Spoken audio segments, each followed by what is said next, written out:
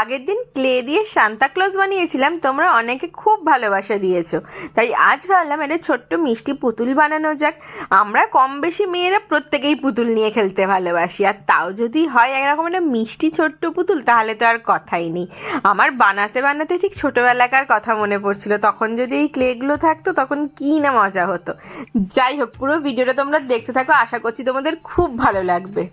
छोटा सा छोटी सी आशा, मस्ती भरे मन की भोली सी आशा, चांद तारों को छूने की आशा, आसमानों में उड़ने की आशा, दिल है छोटा सा छोटी सी आशा, मस्ती भरे मन